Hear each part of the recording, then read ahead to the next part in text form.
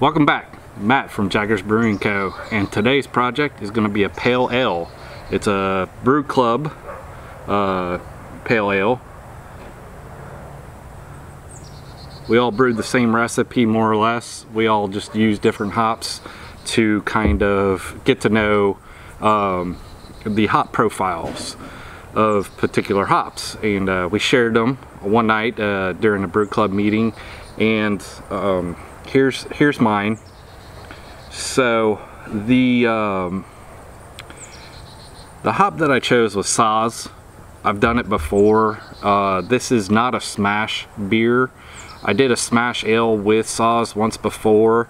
I feel like it turned out pretty well. As a matter of fact, I've turned it into a couple competitions, one of which I entered in 3 different categories.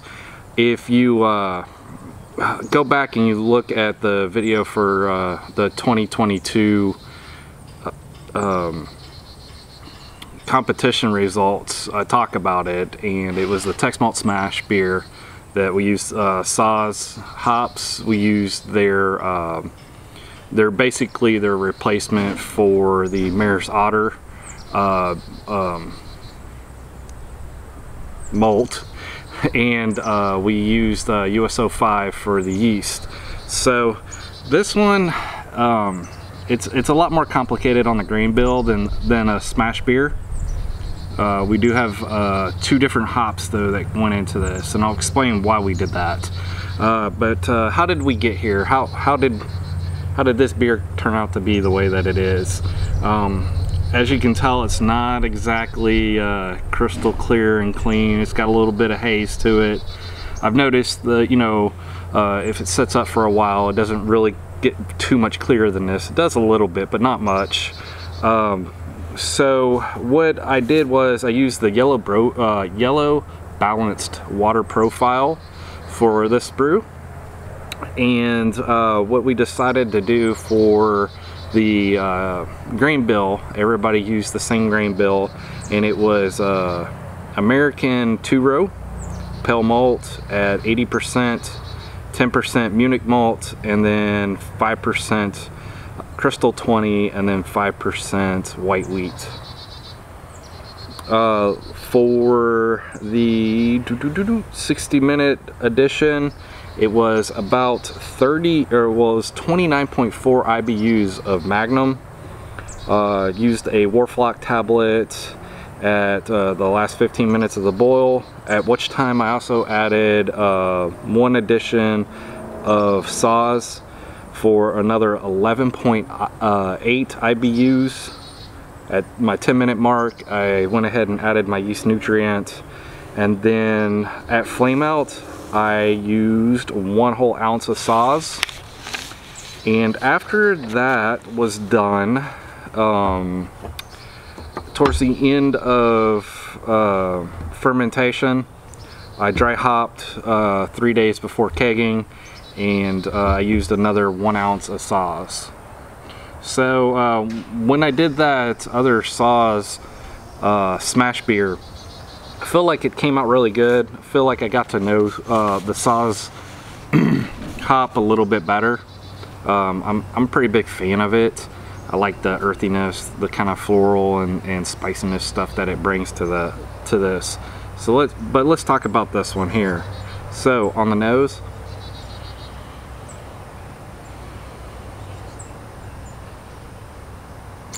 get a lot of the malt profile here. There's not a whole lot of the hop presence, so to speak. Don't really smell any yeast profiles either. This one I did ferment, temperature controlled. I also went ahead and chilled it as well when I was, you know, because I wanted to hit the marks, make sure that I did everything that I could do to make this as clean and clear as possible, and you know, not get any weird esters or anything like that. So this is everything that this beer has to offer, right? Still pretty much nothing but malt.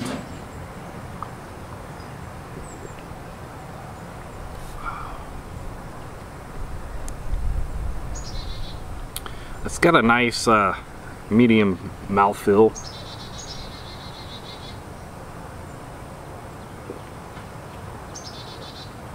Now here's where it's interesting.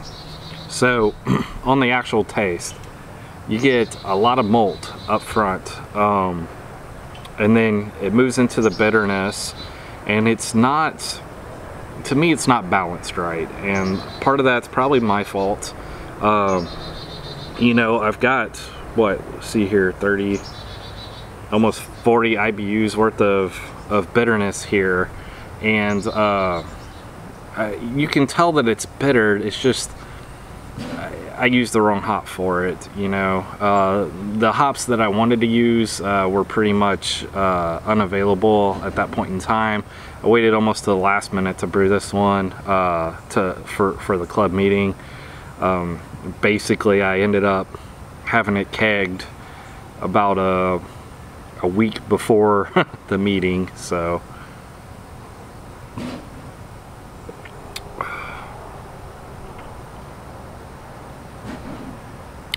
You can tell there's SAAZ there. There is a little bit of earthiness there. There is a little bit of a floral note and some spiciness, but it's kind of weird that how the way that the spiciness interacts with the malts. It kind of has this like secondary effect, and it's not. It reminds me of like vanilla, but it's not quite vanilla, if that makes any sense to you. It's got kind of like this just weird vanilla taste.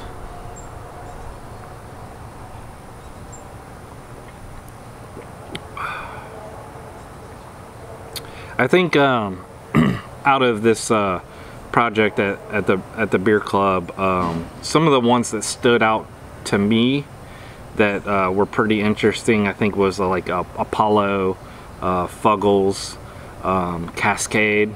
That was probably the first time I've ever had like a Cascade like smash beer, which it's not really a smash beer, but I think that the Cascade played well there.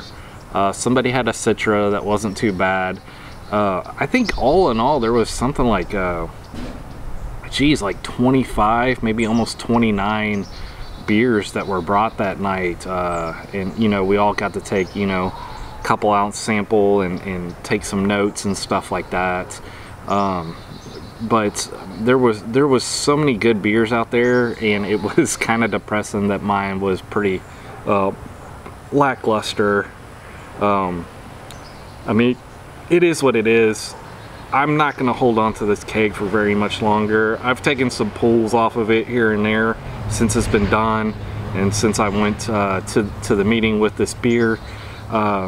It really hasn't necessarily gotten any better. It's not bad or awful.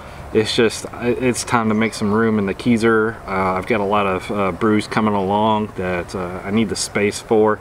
So I'm going to end up dumping this one out. It's kind of a shame to have brewed as much as I have and really not drink it or get too much use out of it. I'll probably fill up a couple growlers, hand them out to some friends that will probably enjoy it. But all in all, I mean, I wouldn't brew this again with the SAAZ hops. I think I would probably choose a different hop, that's for sure. But you know, you live, you learn, and you get to have some fun, and hopefully you can take those notes and, you know, apply them to the next brew or the next idea. But thanks for hanging out with me, checking this out, and cheers to you.